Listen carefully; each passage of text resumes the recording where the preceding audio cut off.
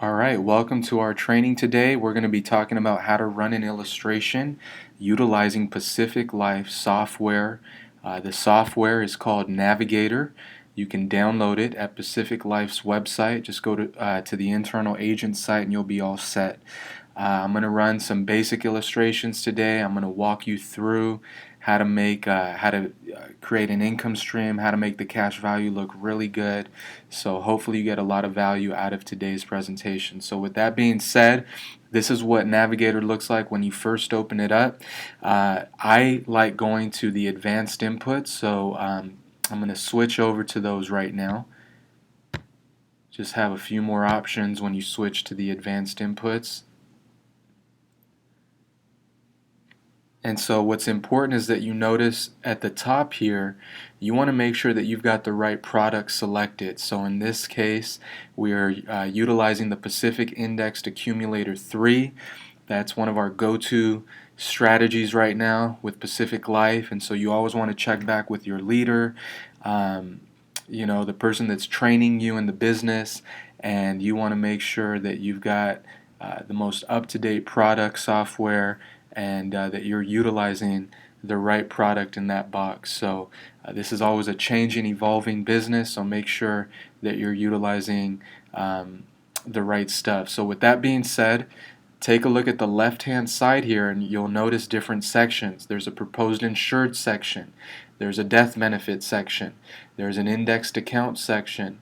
There's a distribution section to create an income stream. There's riders if you want to add riders. And then you're going to click on this preview button to finally run the illustration. So let's go ahead and get started here. We are in the state of California. Let's say our client's name is John Smith, and let's say he is 35 years old, male. Risk class, I usually like rating, I'd say 90% of the time, between standard non-smoker and preferred non-smoker, unless they tell me otherwise. So let's say we go with preferred non-smoker in this situation. And then as far as the details section, that's going to stay the same. That usually will never change. So then you move on to the next section, you go to death benefit. And just so you're aware of what I'm trying to do here is I'm trying to run an illustration for what's called maximum cash accumulation. What that means is that when a client tells me I've got, for example, $300 a month to potentially allocate towards this strategy, I want to show him the first illustration as an illustration that's solving for maximum cash accumulation, meaning that the majority of that 300 is going towards growing the cash value, and there's a minimum amount going towards cost of insurance. And so I like that first impression to be one in which the client says, wow, this is a really cool strategy. I see the big cash buildup, and then we can always go from there as far as maybe increasing the death benefit, running a tiered contribution schedule. So what I'm going to do is, in this situation, I'm going to solve for minimum. So total face amount, we're doing minimum. Then basic coverage, we're going to do 50%. Then we're going to do annual renewable term rider coverage 50%. Why do we do that? Because it makes the overall cost of the policy a lot more efficient. And then when it comes to death benefit option, we're going to punch this button right here. And we're going to have it on a schedule. So it's going to be an increasing death benefit from year one through until he reaches retirement, which is through age 65. And then we're going to switch it to a level death benefit from age 66 through age 120. And again, the reason for that is just we're maximizing efficiencies. When it comes to the distribution stage of this client's life, we want to get more dollars into his pocket in distribution, and that's a way of doing it. And then what we're going to do is premium. Let's go with the example of $300 a month. So in this case, we're going to punch this button again right here, and we're going to put 300, and then we're going to run it from year 1 through age 65. We're going to hit OK. And again, it's going to be a monthly mode, so he's doing that every month. And in this situation, we're not dealing with 1035 exchange money. We're not dealing with a lump sum. But if we were, we'd check yes, and we'd fill in those figures. But for the sake of this example, we are not dealing with 1035 money. So then we're going to go to the indexing accounts. I like dealing with the 2-year index account. So I'm going to make this 100%. Then I'm going to make the crediting rate 9%. And then I'm going to take this 1-year indexed account to 0%. So just make sure that all of your accounts are at 0. If you're going to do 100% in one strategy, then the rest have to be at 0%. You can, obviously switch those around if you want, but bottom line is you want a nice solid rate of return to illustrate it at. And as you could see, we could go as far as 10. However, I like showing a 9% rate of return for the illustration purpose. And so then we're going to go to distribution. As you can see, it currently is set at 0. So if you were to run it like this, there would be no income stream. However, we want to show an income stream, so we hit that button again. And then what we're going to do is we're going to solve for that income stream, because we have no idea what the figure would end up being. So all we can choose there is solve for it. And so what they're going to do is it's going to start off as standard withdrawals, and then it's going to switch to the policy wash loan provision. And then that's going to be run from age 66 through age 85. So now we're good on the income stream. All of this stays the same. The alternate loan targeting stays the same. And so for the sake of this example, again, we will not be adding a rider. We're just doing a basic policy here. And so you want to hit preview the illustration, and it's going to take about a couple minutes, 2 or 3 minutes, for it to calculate all of that information. But what you want to have your eye on is this summary value section, this gray area down here, because that's going to populate in a couple minutes, and you're going to see the numbers that you're mostly concerned about. For example, it's going to have the target premium, it's going to have the minimum premium, it's going to have your guideline premium, it's going to have what that minimum death amount ended up being. And so rather than going through all the PDF pages once the illustration pops up, you can see the main information right there at the bottom, and so it becomes a handy tool for you when you're meeting with the client. So here we are, still waiting for it to populate.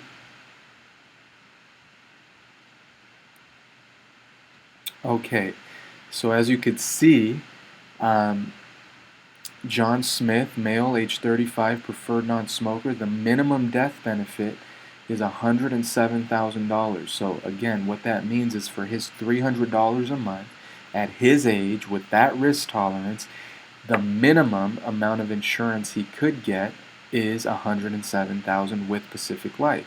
Now, if you want to see what the target premium is, as you can see, it's $1,799. That's for the whole year.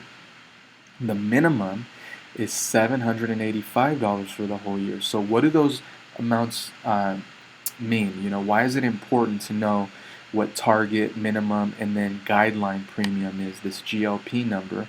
And it's basically because these figures tell you what he has to do to get the policy started. So you never want to sell a policy at minimum, because that's not really going to allow it to be funded the right way. It's not going to be utilized as a life insurance retirement strategy if a client is just sending the minimum annual premium or monthly premium.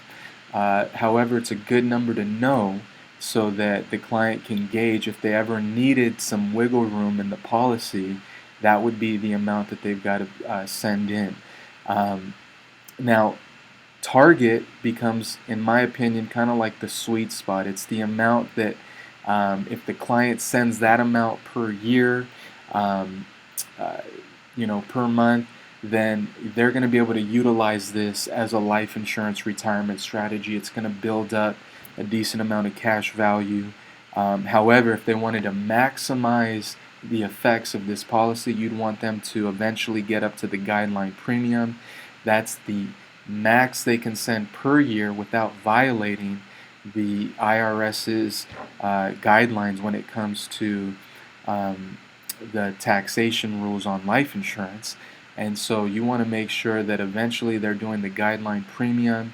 And so, as you could see in this example, because we chose to maximize cash accumulation, this client is already sending close to the guideline premium. The guideline premium is $3,679 for the year. Our client is sending $3,600 for the year, so they're close to maxing it out already.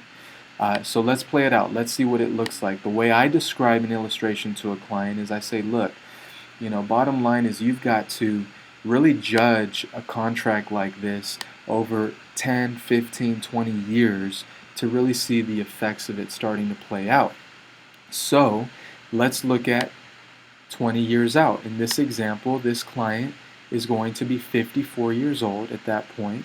So if I'm talking to the client, I'm going to say, John, listen, assuming you've been saving diligently $3,600 a year for the last 20 years, that's $72,000 total that you would have contributed into this strategy. Now that $72,000 has turned into $133,000 in those 20 years. By the way, you have access to that money. It's liquid. It's tax-free as long as you play by all the rules.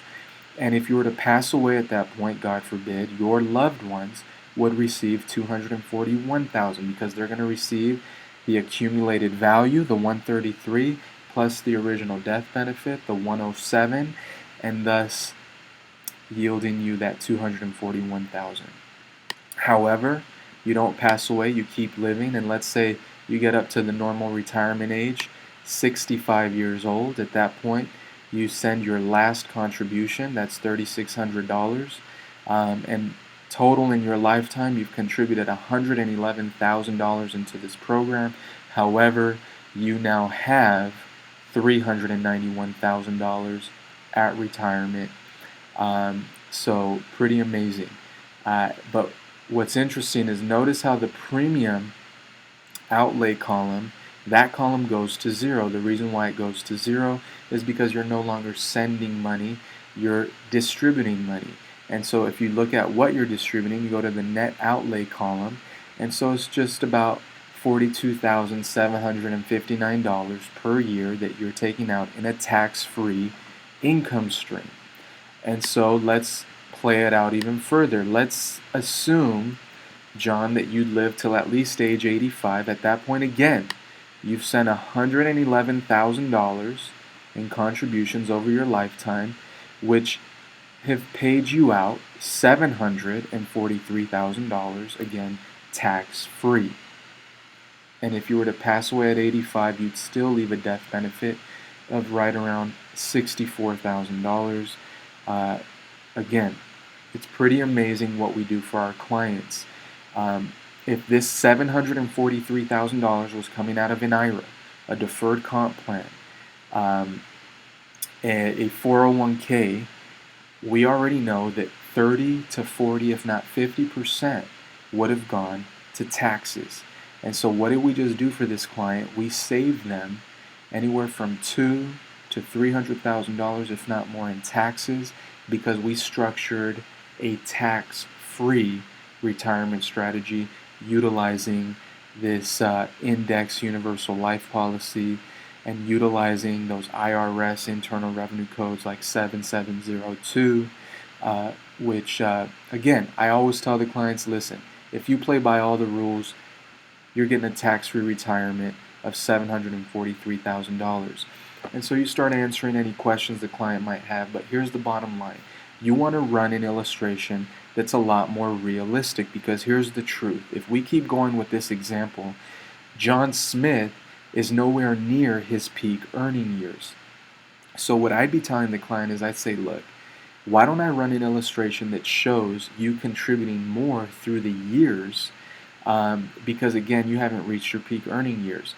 And so give me an idea of how much money you would ideally like to sock away into this strategy. And let's assume John Smith tells me, well, you know what, JR, I can see myself saving anywhere from $1,000 to $2,000 a month eventually within this program. And I say, okay, great. I'm going to show you a tiered contribution schedule that will eventually allow you to be able to send those types of contributions. And so what I'm going to do is I'm going to go back to the death benefit. And so at that point, I'm going to then figure out what do I need to do to get the guideline premium to become a little bit bigger so that we can have it so that in the future he can make a $12,000-$13,000 a year contribution into this strategy. And so what do we have to do? We've got to raise the death benefit. The death benefit's currently at around $107,000. So why don't we look at what our guideline becomes once we get the death benefit up to about $400,000. So at $400,000, what you're going to do is you're going to just hit refresh here to figure out what that guideline premium is.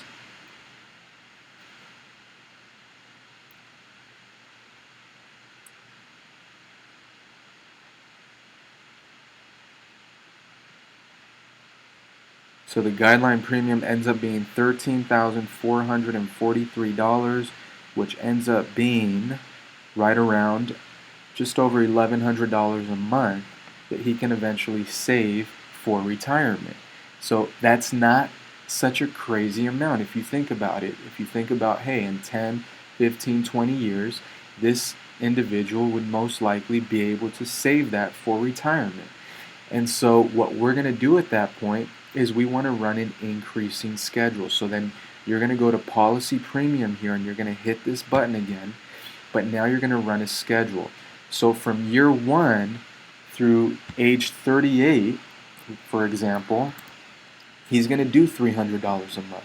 But then we're going to up his contribution to maybe double. Let's say by the time he's 39, 40 years old, he's going to be able to save $600 a month for retirement. So what we're going to do is from age 39 through age 45, let's say he's doing $600 a month. Then we're going to up it again. We're going to actually go to $1,000 a month from age 46 through age 50.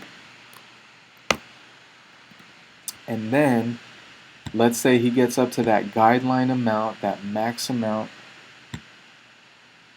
of $13,443 a year for the last 15 years that he's got to go until retirement from age 51 through age 65.